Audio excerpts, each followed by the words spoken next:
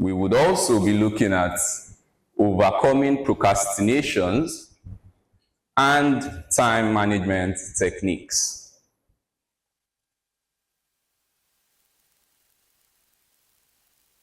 Also, aligning our actions with purpose. The ideal work environment. And lastly, conclusions, question and answers, where we'll discuss the key takeaways for this lecture. So let's get started. What is productivity? Well, according to Investopedia, productivity is a measure of efficiency based on the amount of output per unit of input.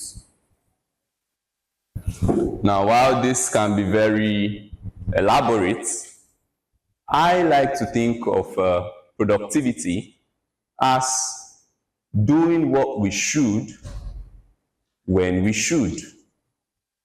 So that takes us to a survey. Please, I would like to know, how many of us here are students? Students? Yes, thank you so much. How many of us work a job?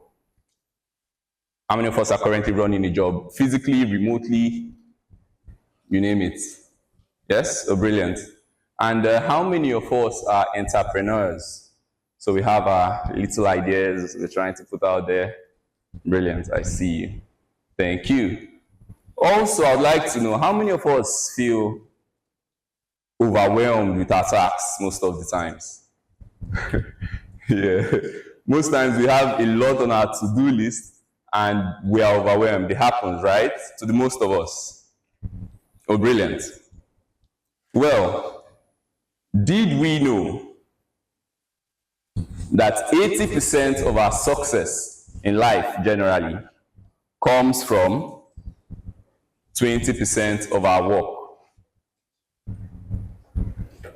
Work with me. Now, I would like us to discuss productivity and self-discipline. So, self-discipline is the ability to do what we should do, when we should do it, whether we feel like it or not. And like the famous quote from Plato, it says, the first and best victory is to conquer self. Ourselves. Self-discipline is the key to personal greatness. It is the magic quality that opens all doors for us and makes everything possible. I'm sure we must have heard of self-discipline from our monographs, from our Rosicrucian teachings. The order emphasizes on self-discipline. And just as self-discipline is the key to success, the lack of self-discipline is the major cause of frustration, failure, underachievement, and unhappiness in life. It causes us to make excuses and sell ourselves short. Now, every day, every minute of the day, we're fighting a battle, right? So whether we're aware of it or not, we are always fighting a battle between doing what is right, and most times it's very hard, like the angel on one shoulder, and doing what is fun and easy, and most times of little or no value, like the devil on the other shoulder. How many of us are familiar with animations where we see most of these things pop up? Yeah, they actually happen, and whether we're conscious of it or not, we experience these battles in our everyday life. Now, we need to strive every minute of the day to win this battle. Every minute of the day, we need to try to win this battle if we desire to become what we dream of or what we are capable of as humans.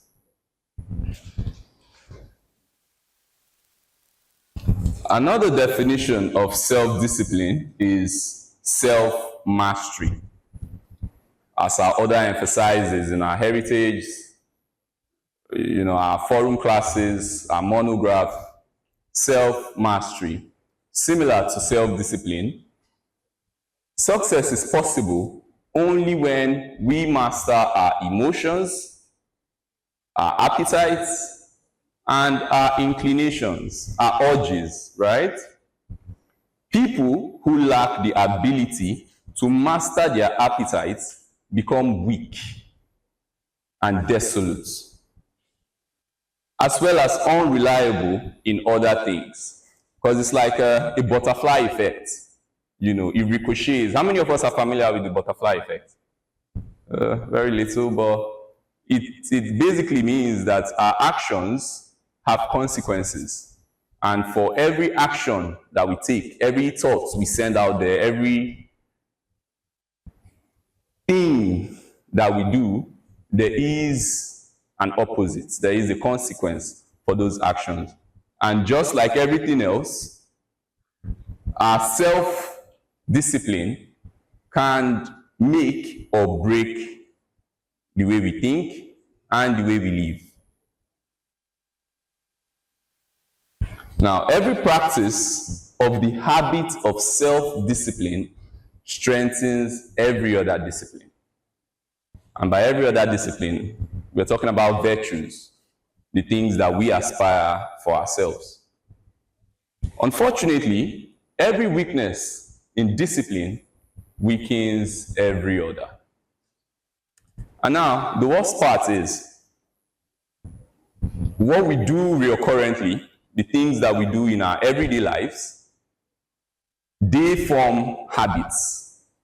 From our actions, from our activities, from our routines, we form habits. And this is the way the brain, helps us keep track of our activities and our routines. Fortunately, everything that we do over time becomes part of us. And as such, we can build the habit of self-discipline and make it a part of our daily lives. Because every time that we try to do what is right and what we ought to do when we ought to do them, it becomes stronger and stronger daily as we practice this skill. It's a skill just as every other skill out there.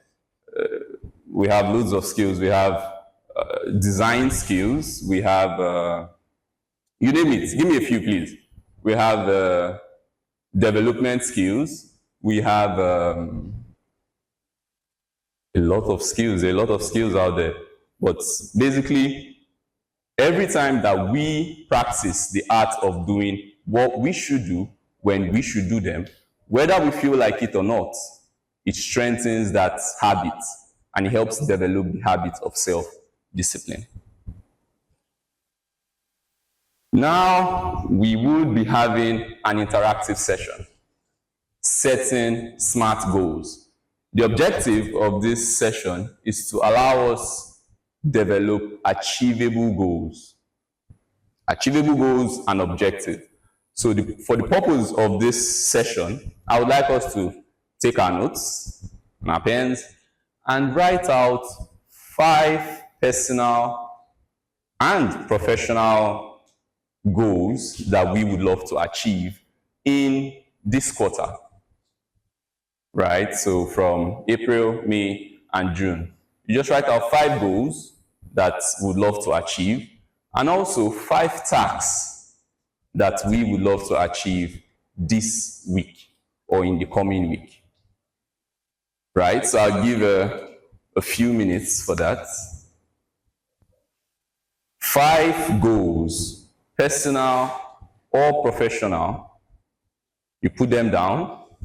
And also 5 tasks that we would love to achieve this week. Most of them we already have in our minds. Most are projections. Most of us already have calls or deadlines that we have to meet. Yes, so just put them down. Put them down real quick.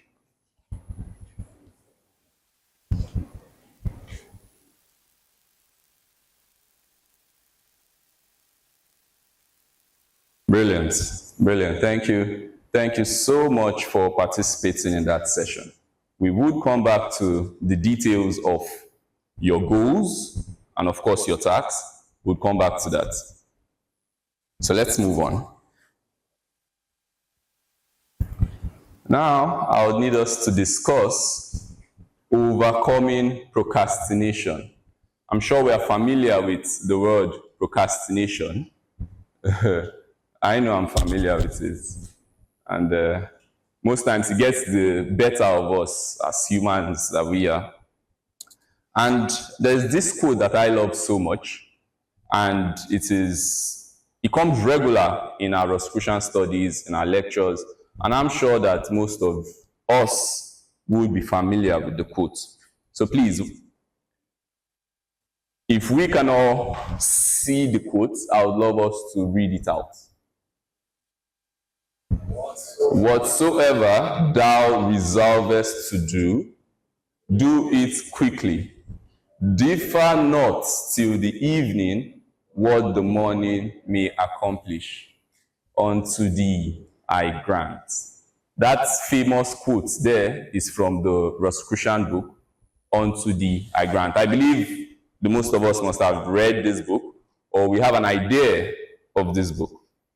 And our Rosicrucian teachings is so in love with this quote because it summarizes the concept of self-discipline, and it helps us towards the goal we're trying to attain, which is self-mastery. So let's look at the definition of procrastination. Well, procrastination can be defined as the act of delaying or postponing tasks or decisions, often to the point where it becomes detrimental to our productivity. Yeah, I will do it. I will. Honestly, I will. Yeah, I will do it. Maybe not right away, but I will. I know I will. It involves choosing to engage in less important or more enjoyable activities instead of focusing on tasks that needs to be completed. Now, can we see the correlation between this and the debate we are always having on our shoulders? Of course, we know what is right and we want to do what is right. For the students, yes, we want to do our assignments. We want to get it done and out of the way. Probably it needs to be, submitted tomorrow, right? And we need to get it done. We know we need to get it done. But we also know we need to play ball. Yes. And we need to hang out at that spot, and kick it with the friends. Yes, we have to do that as well. But choosing to do what is right when you should is the goal. It should be the goal of each and every one of us. This is what the Rosicrucian order is trying to teach us in consistent monographs, our forum classes, our conferences, our conventions. It all boils down to self-mastery. And we can't master ourselves if we keep procrastinating or pushing tasks that needs to be done in the immediate till a later time. Now, let's look at some common reasons for procrastination. The reasons why we procrastinate. We have a lot of them. That list goes on and on and on. Yeah, it would be nice if I could get a few. Who is with me? I know I'm human, and most times I do it, yes. And we are all evolving on the path to self-mastery. And yes, it's no crime to do that every once in a while, but we should always try to get back on our feet Whenever we see ourselves procrastinating, we should always remind ourselves of the discipline we are trying to build and work towards it. So, some common reasons for procrastination: we have fear of failure. Most of us, we are just so scared to fail that we don't try at all. So we'd rather let it slide than fail. Perfectionism.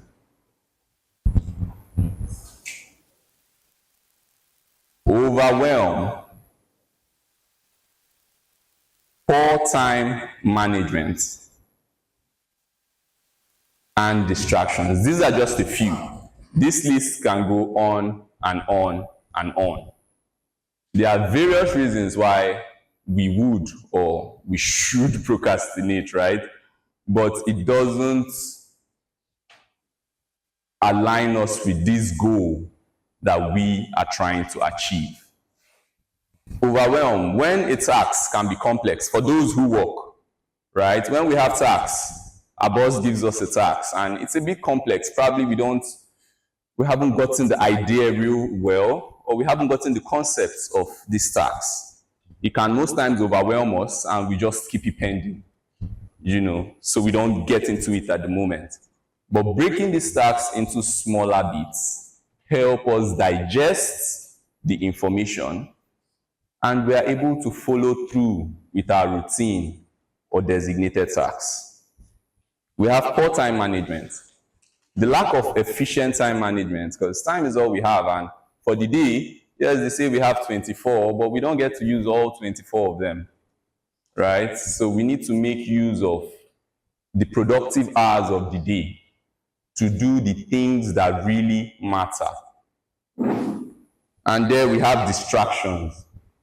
It's the modern age, they call it the 21st century, right? And we have a lot of initiatives going on. We have the media, we have social medias, we have Twitter buzzing, we have Instagram, WhatsApp. I'm always on WhatsApp, But these are distractions, and they find ways to keep us longer than they should, and most times slow us down from achieving certain tasks. So being able to manage our time, of course, give due time to social media for those who use it to network, and give time as well, your productive hours, to achieve the necessary tasks that you have outlined for the day. This helps us cut down procrastination and enhance our productivity. Now, we'd like to look at some of the ways that self-discipline can help us increase our productivity and stop procrastination. For one, we have setting clear goals.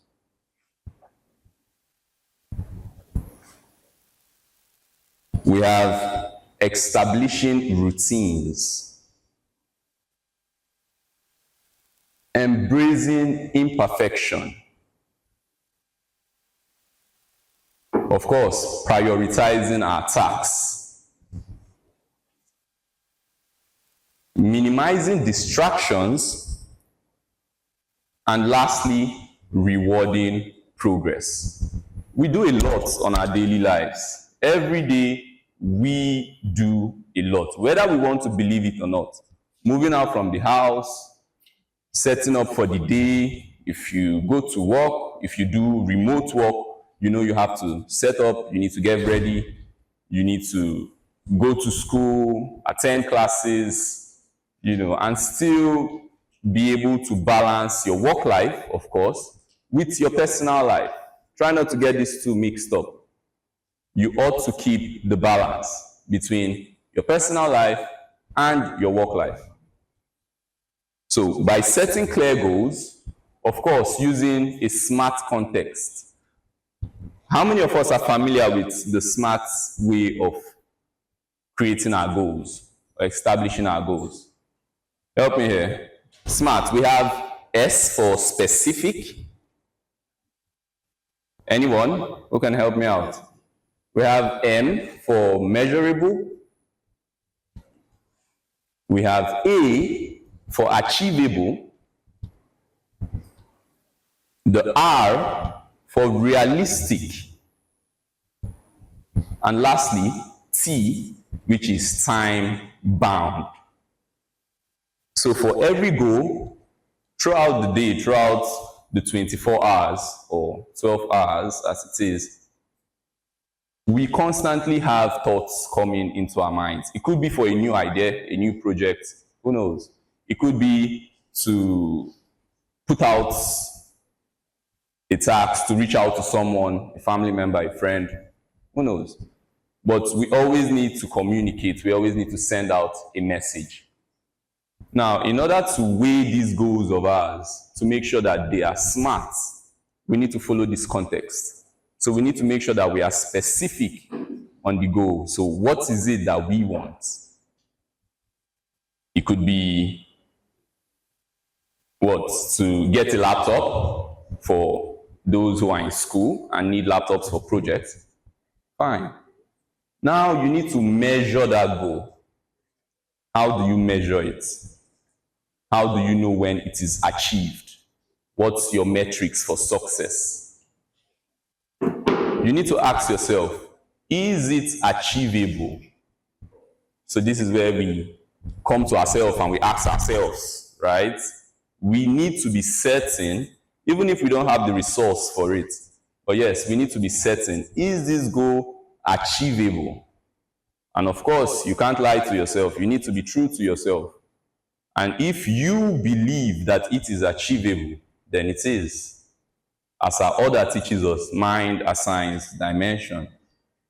So whatever we see fit or we think is achievable, you best believe that we can achieve it, right? Am I communicating? The house is cold. Brilliant. Where were we? Achievable, realistic, R. So of course, is it realistic? Is it science fiction? Are we trying to go to the moon? You know, are we trying to explore space? Of course, they are achievable, but are they realistic? So that's a two-factor authentication for the tech-savvy ones.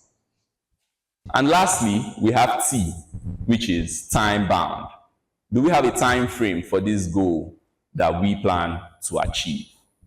If we have all 5 of these for each one of our goals, then you best believe we are going to achieve it. Establishing routines, still a way of building habits, because everything we do, day in, day out, we have certain habits that we've built over time. You wake up in the morning, you brush your teeth, you take your bath, you eat breakfast, maybe go on social media just to get busy, and then you leave. These are key habits that we have built into ourselves. So no matter how hard we try, we always follow this process day in, day out. And for the entrepreneurs or the students, we have more complex activities that we do throughout our day, consistently. I mean, every single day. It all forms up to be habits. So when we set routines throughout our days, it helps us to overcome procrastination, because now we can always refer back to it and get back on track. Embracing imperfections. Of course, we are humans. We all have imperfections, whether we choose to believe it or not. No one's perfect, yes, but it doesn't stop us from being our best. Yeah, so we don't really need to be perfect. We just need to do our best, and that does it. So when we understand that in order to get started, we really don't need to be perfect. We just need to know what is true to us and do that. That helps us skip procrastination and get right to it. Prioritizing tasks, we've talked about it. That we can do through routines and some strategies that I'll be sharing with you shortly. Minimizing distractions, of course. We all need our cell phones, but we also need to take a break from our cell phones. Every once in a while, we create breaks in and out of the day to help us go back to our activities, get work done, and of course, come back to it. And lastly, we have rewarding progress. I do that most times when I read. I sort of put candy. I love candies. For me, it's Lemon Plus. So I just sort of put these candies in different pages of the book. So whenever I read to that point, I reward myself for it. Yeah, so there are multiple ways in your various activities that you can look for a way to infuse, I call it play, to infuse play or fun into your activities so that way you are eager to finish up with it because you know there's something waiting for you at the end of the road, right?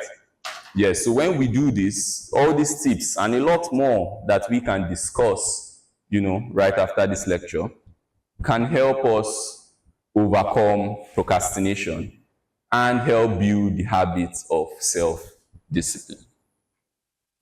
Now, we would want to move into the core of our objective today, which is time management. The topic, understanding productivity, and productivity itself boils down to time management. Somebody say time management. We could have 10 things to do today, and on one side, it's totally achievable. Maybe in the morning when we go through the list, we're like, I can do all this. But then what happens at the end of the day when we review? Probably we did only one. Not because we didn't have the time for it, but because we didn't make our time for it. And that brings us to time management techniques.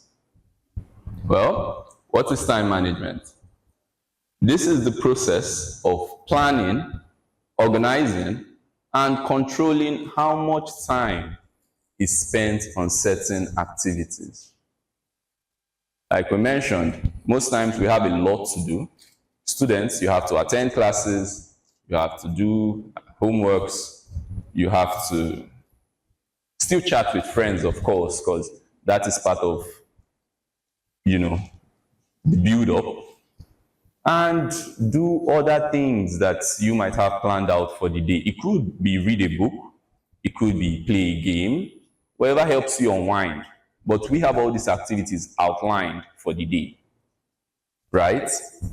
Now, being able to control the amount of time is being spent is key. If we ought to read a book, spending the whole day reading a book, yes, we might see that good, but do we have other activities to do? So we giddy up with it. Of course, what we are doing at the moment might be of importance to us, whether doing your homework, whether working on a project, whether working on a task, whatever it is. Of course, it is important, but scheduling a time for it and keeping to that time helps us to effectively manage our time and helps us become more productive.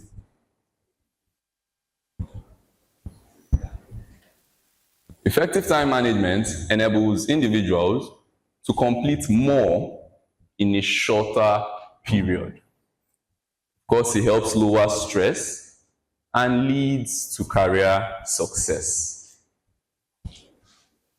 I would like us to look at some of the benefits of time management. For one, it can help us increase productivity, which is the ability to do more with less. Also, it helps us reduce stress. It helps us improve our work life. And lastly, it helps us with decision making. So now we would be going into the second interactive phase, and it is a very essential tool for time management. It's called the Eisenhower matrix. How many of us are familiar with this matrix? Well, it's very simple, and I'll explain it to you shortly. This tool is built to help prioritize tasks based on urgency and importance, dividing it into 4 quadrants. Like I said, every day we have a lot to do. There's a lot on our mind. Our mind is constantly racing. Most times, even when we try to attune or visualize, we still have these thoughts racing. How do we manage them? Right? Now, I believe we all wrote down a few goals that we plan to achieve, yes? Yes? The room is very cold. Thank you. And, of course, a few tasks that we plan to achieve in the coming week. Now, this matrix here would help us appropriate these tasks into 4 quadrants. Namely, the first one, urgent and important. As the name implies, whatever tasks you choose to put in that category, being true to yourself, you should know or you should be aware that it is urgent and it is important. And for those tasks, you're supposed to do them immediately. Don't wait for it. It could be replying a message, it could be replying your emails, it could be working on a design, it could be building a project. Whatever it is that you have deemed urgent and important, you do it immediately. 2, we have not urgent and important. Of course, as the name implies, it's not urgent, so you don't need it today. Probably you don't even need it in a week. Most of the times you don't need it in a month, but it is important, right? But it's not urgent. Now, that you can schedule. Of course, there are digital calendars now and a lot of other task management platforms that can help us schedule these activities. Of course, with reminders, you could fix a monthly reminder, it could be a daily reminder, it could be minutes, it could be weekly reminder, however you deem fit. But for those tasks that you choose to put in that quadrant, you schedule them. Next, we have the third, which is urgent and important. Please, I hope you understand the namings of each square. Is that clear enough? Yeah. So we see that the top left is the urgent column. Right? I believe you can all see the tag up there. So the left is the urgent column, the right is the not urgent column, the first row is important, and the next not important. So we have touched urgent and important, which we ought to do now. We have also touched not urgent and important, which we have to schedule. Now we are at the third box, which is, can someone please tell me what it is? The third box. So it's urgent, but it's not important. Probably we need to get it done today. Yes? Those tasks, we have a lot of them. We need to get it done today, but it's important, it's not so important.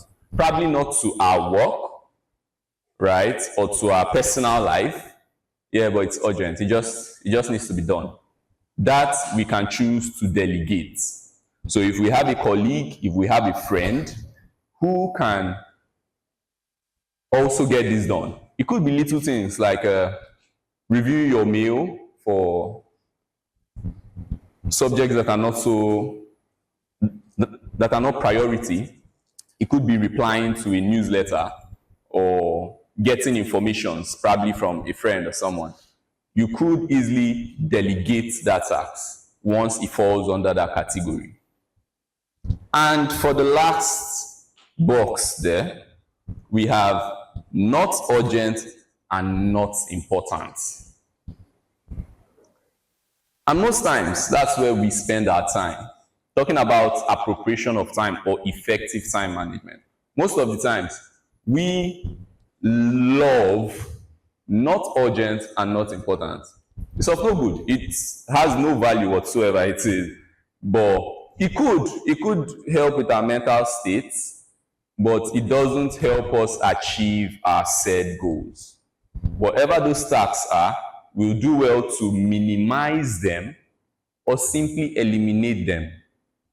I use the word minimize because I, for one, love the concept of play. So we can't totally erase that, right? We can't eliminate play. We need to infuse them, but minimize them. Now, let's make this more practical. Okay, that's not so bold. But for the urgent and important, some of the tasks we could have is, say, to submit an assignment due tomorrow, right? This is Friday, or on Sunday. We have to push it out on Monday, right? What do? We do it now. We don't skip. We don't later. No. So long as we have placed them in that box, we do them immediately, right? We have a few. We have preparing a presentation scheduled for tomorrow, right? We don't wait. We do that now. Responding to an urgent email from a client or your professor, whoever it is, you do that now. Because most likely, when we choose to do them at a later time, we forget. Yes, I go remember, I go even set alarm. Nah, we would forget. If it's not done immediately, we lose out on it. 4, we have resolved a critical issue with a project. Yes, so for those who are entrepreneurs or working a job, we might have some projects or some tasks due, unfinished, just little touch to it. We're like, I'm done for the day, I'll just do it tomorrow. No, you do it now. And lastly on that list, we have attend a meeting with a significant implication to your business or your studies. It could be reading the monograph at your appropriated day. The other advice is that we do that on Thursdays, but they also say you can do that whenever you want to do it, right? You just choose your day and you stick with it. So whatever that day is, if we have scheduled out to do that activity on a said day, and we see that activity as urgent and important, we do that. Hello? We do that. Thank you.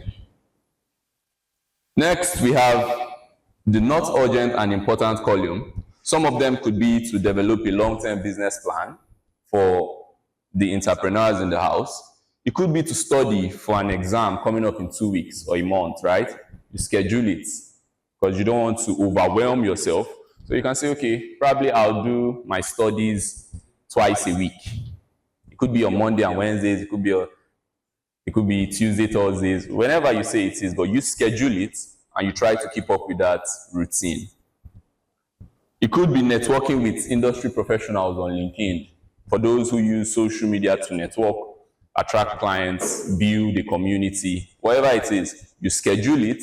These are not tasks you do every day, but you know that you need to make out time for them. So you do what? You schedule them. Work on a personal development skill. It could be to learn a skill, whatever the skill is, whatever interests you, right? It could be in any industry. It could be in tech, in sciences, agriculture, whatever it is. You want to build a garden, right? You schedule. You say, okay, I'll work on my garden every week. It could be a Saturday. You schedule that time and you try to make out time for it. And lastly, we have plan a weekly schedule to balance your study and work life. I choose to do that weekly. I use Sundays for it. So every Sunday, I sit in the comfort of my home and I try to lay out that plan. Obviously, I can't do it during the week because I have a very tight schedule. But with a plan and a routine, I'm able to stick to it every Sunday. Moving forward, we have our delegate box. Like we said, this could be responding to non-critical emails. It could be attending a meeting that doesn't require your input. Delegate someone. Have someone go and represent you in that meeting, right? You get feedbacks. It could be to handle minor administrative tasks, like filing a document, arranging some documents, sending some documents, whatever it is, composing even. You delegate that to someone else. Completing a task that a colleague can do instead, or participating in a group discussion that doesn't require your immediate attention.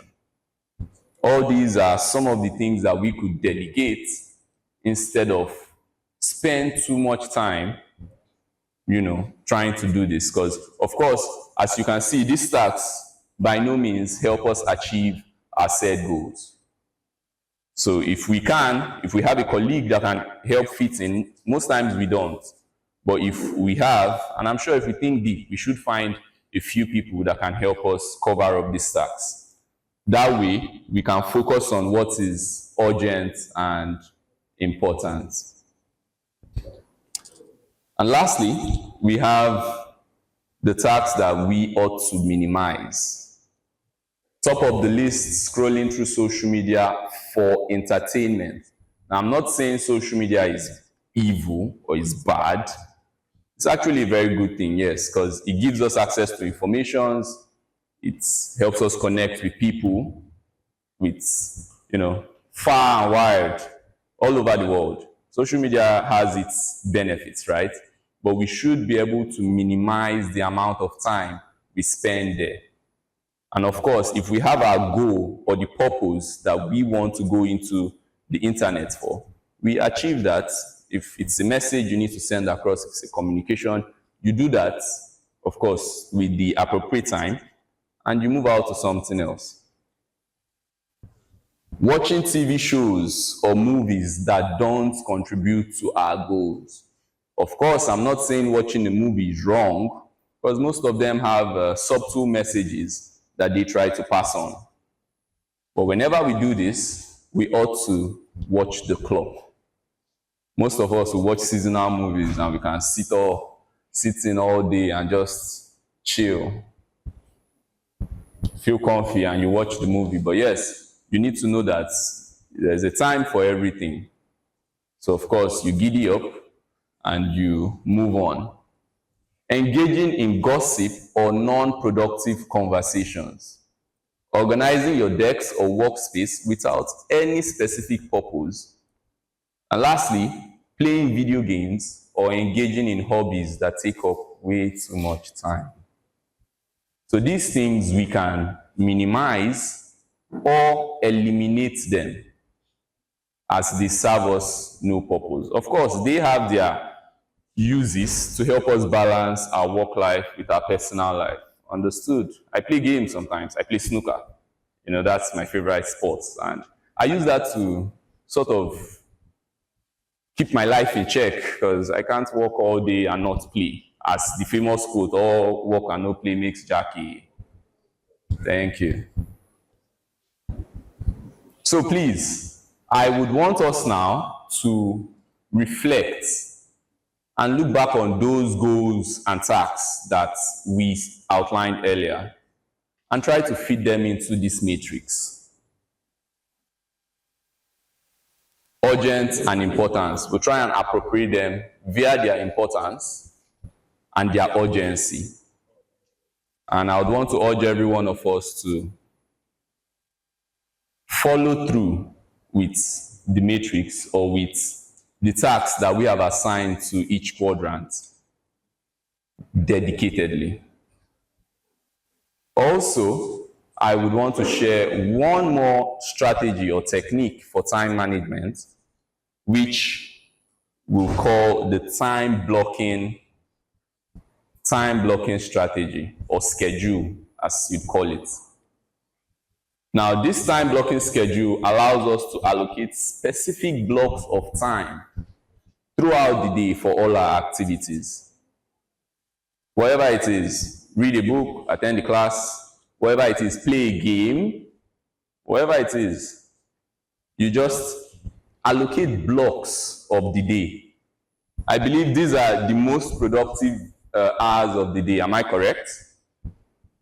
We get up at 6, 7, and we have to race through till 9, 10. How many of us sleep by 8? Anyone? Lovely. Yeah, for most of us that extends into the night, we need to look at these schedules and allocate time for different tasks. This way, it helps us be more productive and more efficient. And for the purpose of this session, I had to put up a few tasks up there just to give you a visual representation of the topic. Now, for one, see this the first schedule we would have up is that of a student. Please, humor me again. How many students do we have present? Yeah, brilliant. Can you share some of your daily activities? I mean, if you're comfortable with it. If you could share some of your daily activities, some of your daily routines with me, that would be great. Morning classes, right? You need to attend the class. Good. What else?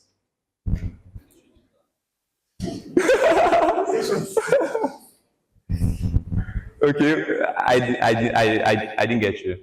Come again. Still classes, yeah? Classes, okay. It could be lunch, what? Assignment, get your assignment done.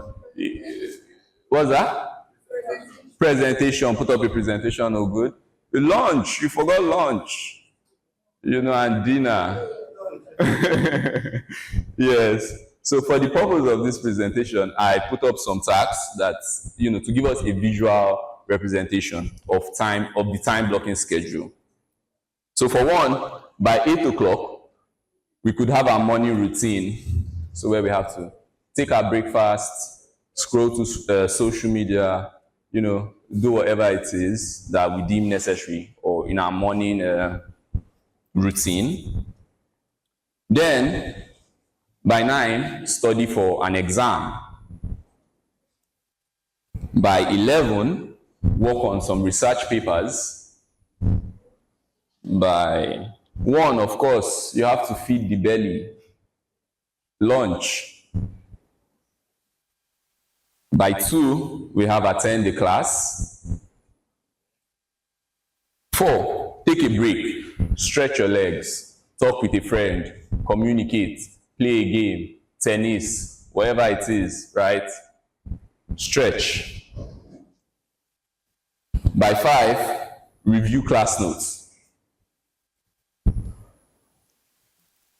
By 7, dinner.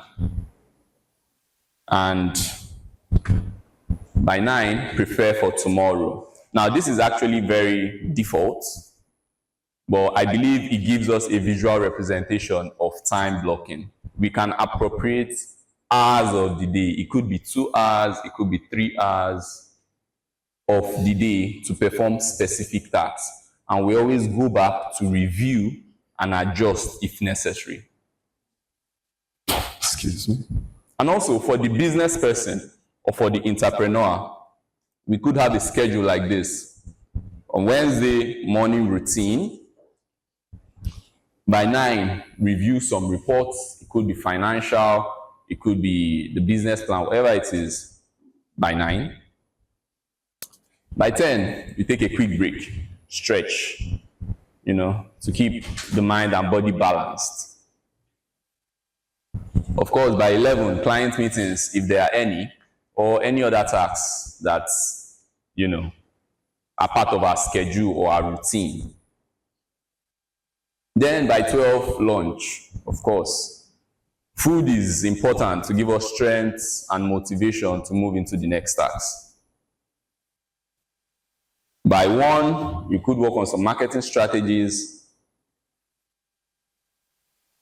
You have a break again, because it's always good to take frequent breaks. just to make sure that you are in sync. Most times is to review the work just done, right? So you take frequent breaks to help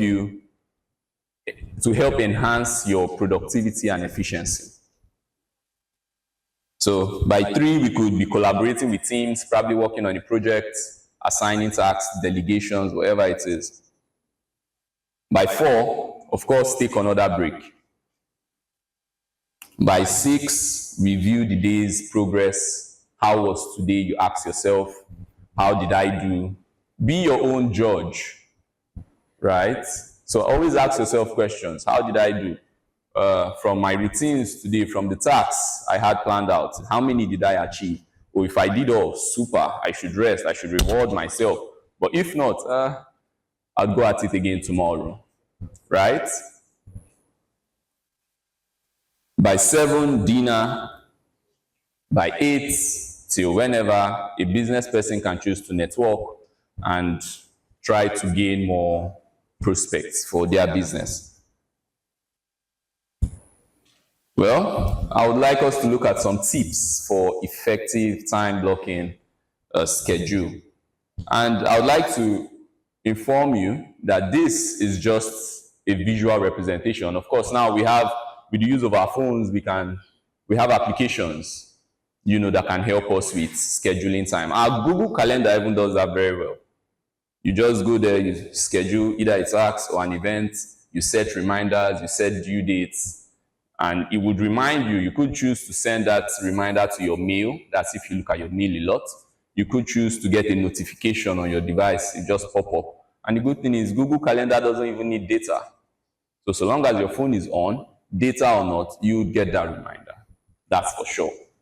So there are a lot of tools that can help us with time management in general and time blocking. So some of the tips for effective time blocking is being realistic, prioritizing tasks, staying flexible, using tools, as we just mentioned, to help you achieve these tasks that you have set out for the day. And lastly, review and adjust. We always need to continuously review our progress. So let's take it from the top, being realistic. Let's try not to set, huge goals. It's good to dream big, yes, but let's be realistic. So it's best to break down these goals into bite sizes, right? So if we wanted to, for example, please, can someone give me a task or a goal that they would want to achieve? Anyone comfortable with sharing, just so we use that for a practical example? Anyone?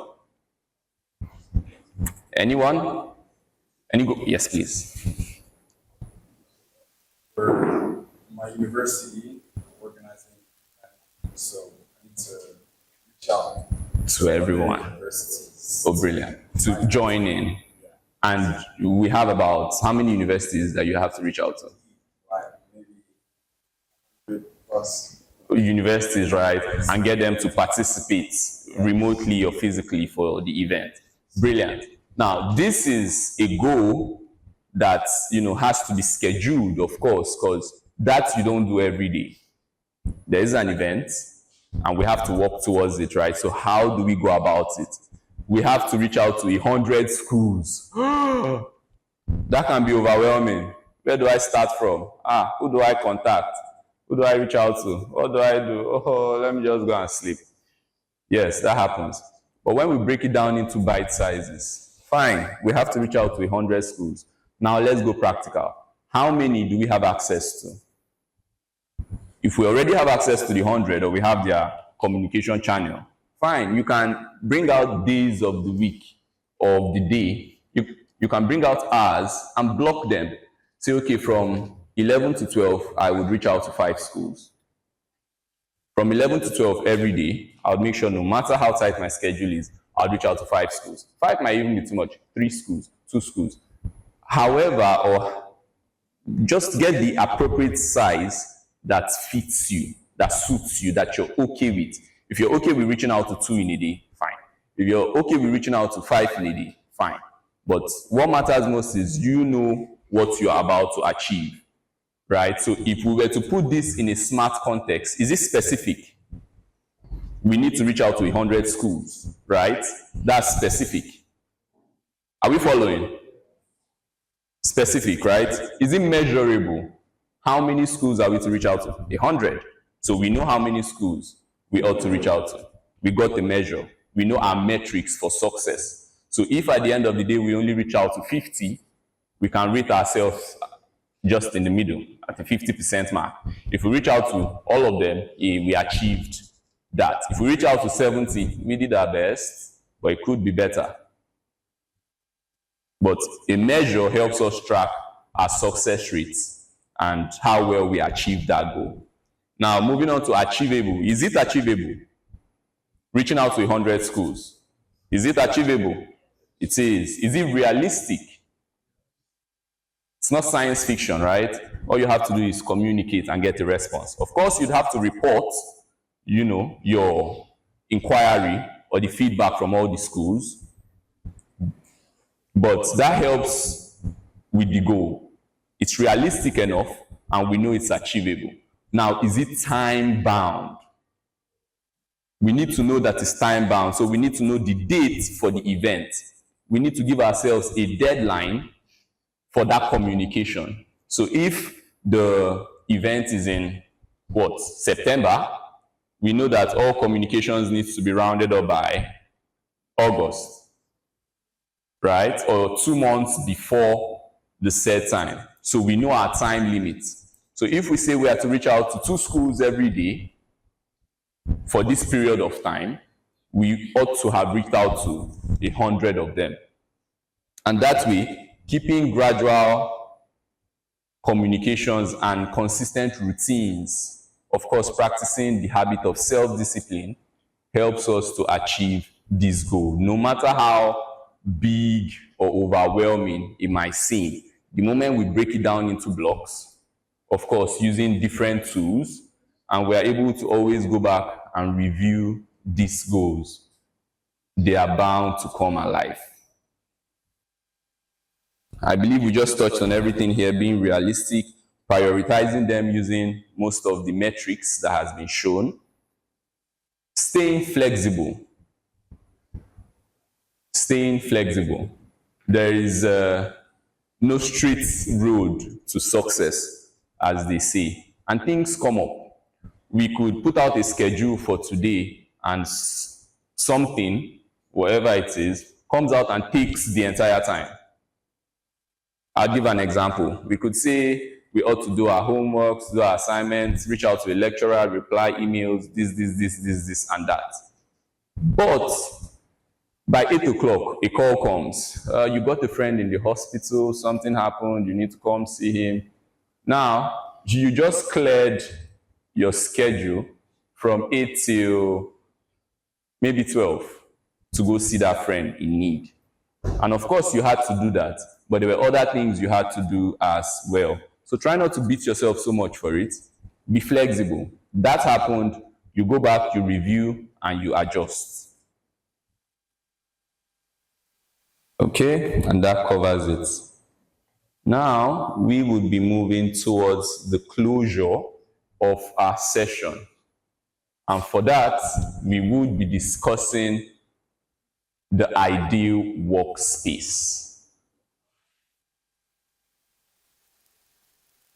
The ideal workspace.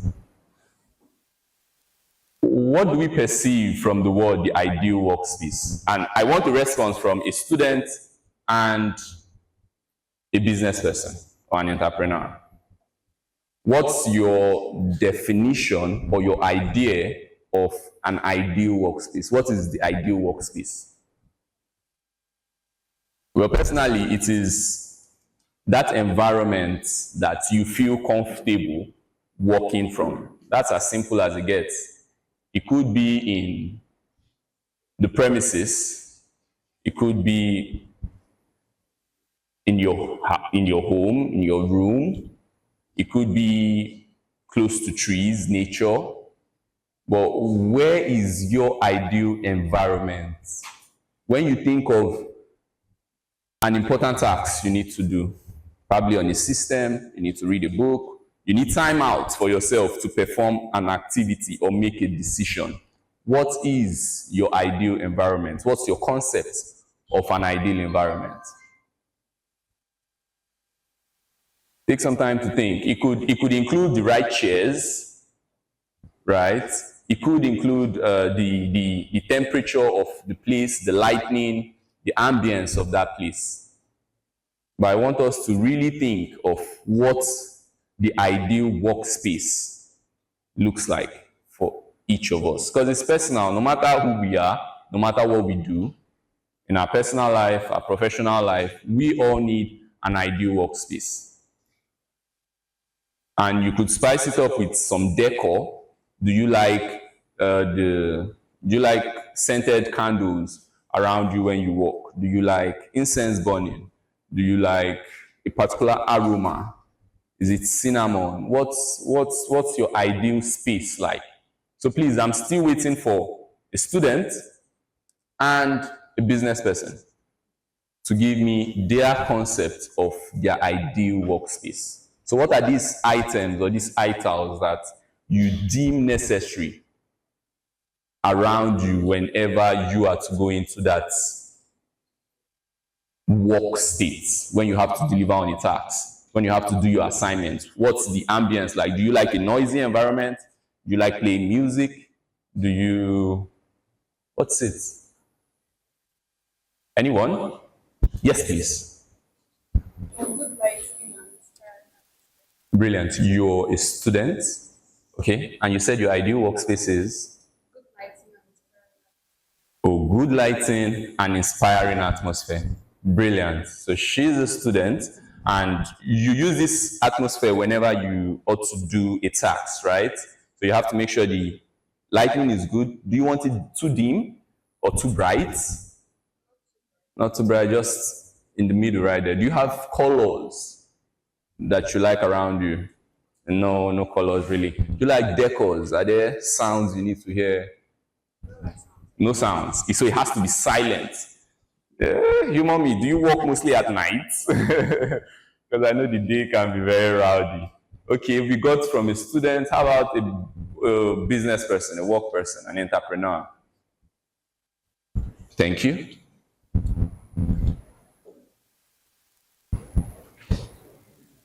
Greetings. Students, my view was workspace actually when we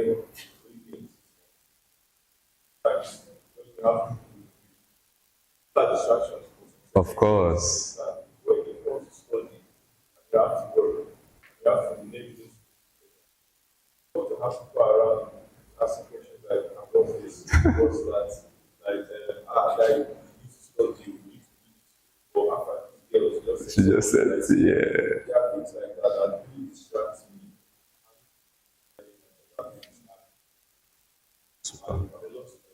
And you know how taxing it is. Because On law. fashion design is also taxing. Exactly. Yeah. So at the moment when I need to study and I need to work, most times when I need to study, I don't need to work. Okay. But eventually it happens that I need to work. And study. Yeah, like I'm saying, It's urgent today. Exactly. I mean, my options. The priorities, the job to them. So I kind of, that's the time management. That's the management side. I normally assist students. When it comes to test exams, so they don't reading. It was really happy to be there after The class. So that way, when it test exam, The notes. Thank you. Just to summarize. Thank you. You can just study, then focus on the work you deliver. Because in that way, you will reach your currency. Financial currency. When you have some currency, like your show. Of course. And you get referrals. Thank you. Thank you so much. What's the name, please? LB Valentine. Thank you. Please, can we just give him a round of applause? Thank you, thank you, thank you so much, LB Valentine. So we just heard from a student and a fashion designer. Trying to jumble all that together can be really tedious and, of course, very overwhelming. Like he mentioned, you might have some clients that just give you a job. It could be a wedding, and you have to put out a dress for all the groomsmen and all the ladies as well. What do they call them now? The bridesmaid, yeah, the grooms and the bridesmaids. So you have to put out the dress for them. And most times they are very large. I don't think there's a max to it, right? It can go on and on and on. I've seen pictures where they have about 20 something grooms and bridesmaids, right?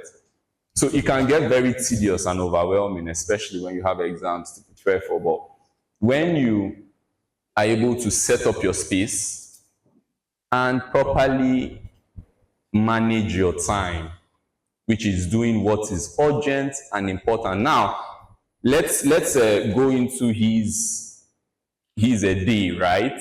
It would be crazy for him to have work and exams to study for, but still spend 5 hours playing video games. Who thinks of that as a good idea? Obviously not. Yes, so effectively managing our time helps us, one, become productive, and it helps us become more efficient. I would like to close with a few takeaways for our lecture, and some of the things I would like us to go home with today is, one, goal setting. We should be able to establish clear and achievable goals, as this is essential for effective time management. Goals provide directions and help prioritize tasks. So if we don't know where we are going, then we are going nowhere, right? We need to have something to look out for. When we wake up in the day, what makes us wake up? Why are we awake? I know the cosmic has just given us another day to explore the universe and make the most of it. But we have our personal goals or tasks that keeps us moving, right? That makes you want to pull up the next day and, I'm awake, let's get it. It could be to see that your friend and have that gist you did not have last night. Whatever it is, it could be to deliver a client's job. It could be to study for an exam. Whatever it is, it could be to learn a new skill. Maybe you love programming and you're learning programming at the moment. You can't wait to wake up. The night is taking too long, right? So we need to be able to set smart goals, and that would help us drive and give us a sense of direction. Also, prioritization. Identifying which tasks are most important and urgent allows us to focus on what matters most. Of course, techniques like the Eisenhower matrix can help us prioritize tasks. When we are able to appropriate our tasks into these 4 quadrants, we are able to work on those that are urgent and important first. And then we can now look the other way. But the inability to work on those tasks that are urgent and important automatically makes our day unproductive. Why? Because we did a lot of things, but none of them were aimed towards our goals. Planning. Creating a structured plan or schedule for daily, weekly, or monthly activities helps allocate time effectively. This can include a to-do list, calendars, and time blocking strategies. Also, delegation. This is very important. as light bearers, as youths, as the future of tomorrow, as they call it, we need to be able to learn the art of delegation. It's an art, it's a skill, just like every other. Being able to delegate. Most times we want to do it alone. And I'm sure we must have heard the saying, there's no one-man army. Right? So we can't stand alone. We can't always do it alone. We ought to find people that share our ideas, that share our thoughts, and people that we connect with that can help us achieve our set goals. People that our thoughts align. Okay, delegation, which is recognizing tasks that can be delegated to others, can help free up time for more critical responsibilities. Of course, setting deadlines, which goes together with setting a goal. Whatever your goal is, if you use the SMART context to outline that goal, it should be time-bound. So when we have deadlines, it helps us prioritize those tasks, knowing their deadlines are coming up, and then we will be able to achieve them. So as it says, establishing deadlines for tasks can create a sense of urgency and help maintain focus. When our reminders is always buzzing, like, hey, you need to do this, hey, you need to do this, eventually you should muster up the motivation to do it then. We have, of course, avoid procrastination. Avoid that little voice telling you, we go do am later. We no go do am. That is the reality. Let's always try to do what we need to do when we need to do them, even if we feel like it or not. Let's always try. Of course, it's not easy, but we need to try. Every day we try again, we go at it. If we fail, that's fine. It's part of our human nature. That it's a part of our multiple imperfections, right? But it doesn't stop us from getting up every day and giving it a go. As it says, developing strategies to overcome procrastination is crucial for effective time management. This involves breaking tasks into smaller steps, or using technique like the Pomodoro technique. Like I mentioned, there are a lot of techniques out there to help us with effective time management. And we have the internet to help guide us. So please, let's use the internet for effective research and get the information we need. I'm rounding up.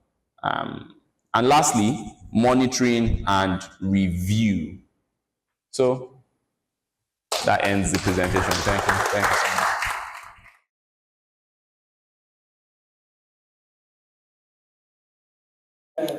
Was when I went to school, after Easter, I would just close my eye. Someone encouraged, submit everything there. It was since the one that been procrastinating, they said I'll meet him by the year. Can we please give him a round of applause? For being bold enough to share with the house something that he's been procrastinating with, and he's giving us the actions that he plans on taking to do it. So, okay. Our brother over here also has something to add.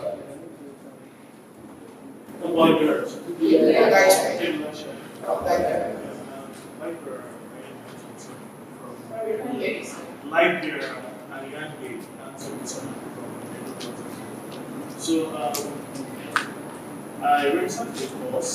It's a flexible course. There's no time frame. You can do your lectures whenever you feel like doing your thesis. You can do your lectures whenever you feel like doing your thesis, whenever you feel like submit your thesis whenever you feel like it's for you when you submit.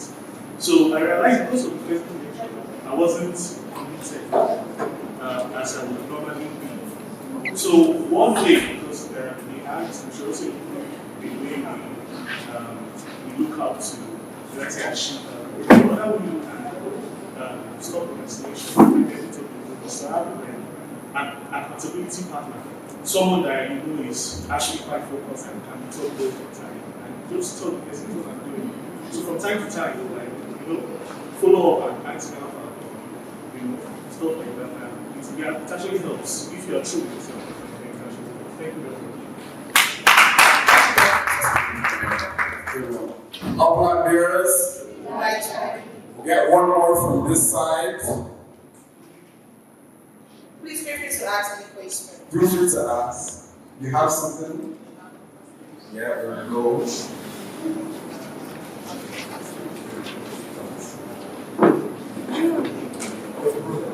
Hi, so recently I broke the door of my car and I've been procrastinating fixing it because I don't want my dad to find out.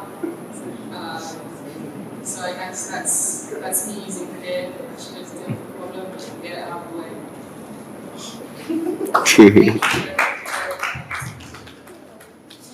This is a section for question and answer. Please feel free to ask me any question. Up my letters. Keep the light shining. Want to learn that productivity is like never it's essentially personal because what might work for the other persons don't work for most people. Like for me, my ideal work hours is like 2 a.m. to like 9 a.m. That's because I work in a team and we work our teammates because for some completely useless things or some things that they absorb themselves. So those distractions what I don't like. So I used to work later in the night. But I have an issue of coming back to stuff because I don't follow things and I have same system reminders will help. But personally, I found that not to be helpful in my case. So I want to ask maybe if I'm doing something wrong because if I get a reminder to do something, I just get pissed like and then it gets persistent and just more people that can talk. So is there a way of better manage like going back to do something that will remind us or like am I doing something wrong? With my friends when it comes to study because initially the idea of studying immediately after class was boring. You get like I've already sat down for hours to listen to the lecturer speak, and why just sit down for more hours to read after the class? Things like that is boring. I find them boring. Initially I found them boring. But there's a friend of mine who I know is studious, you get. Like sometimes I wonder how the guy sits for hours to study. And but when we write exam, it's not that far away from me, the results and stuff like that. But there's something that he decided to do. Like, he decided to place money, say, okay, let's drop 10,000 naira. Both of us 10,000 naira. And after every class, we study for 2 hours. If for any reason one person fails to study for that 2 hours, the person who did not fail will take the full 20,000 naira. In that way, I don't want to lose my money. He doesn't want to lose his money. And I'm studying because I want him to lose his money. In that way, I found myself always eager to go to the library to make sure that, oh, I came before you, our time has passed, I want the money, things like that. So, in that way, I got motivated without knowing, like, I read it in a book whereby if you are interested in doing something, put money on it. If you lose that money, if you stand a chance to lose that money, you don't want to lose the money, so that you have to try your best to keep on going and keep on going before it becomes let me say, part of your life. You understand? So now I don't find it difficult to go and study after class because that's becoming a routine for me. After class I study because I know it also helps me in exam. I don't really need to look for all this night class. I will do that they will do people that learn inside what certification they are awake and things like that. So and I've seen like a very let me say good improvement in my academic performance. So I feel if you really want to excel academically and you're saying, okay, I'll read later, and find yourself having a big book that they wrote under 6 months, you want to read it in one night, to write an exam, it will never work. So you can start doing things that you someone that is very studious that can motivate you to actually study and you see success. Thank you.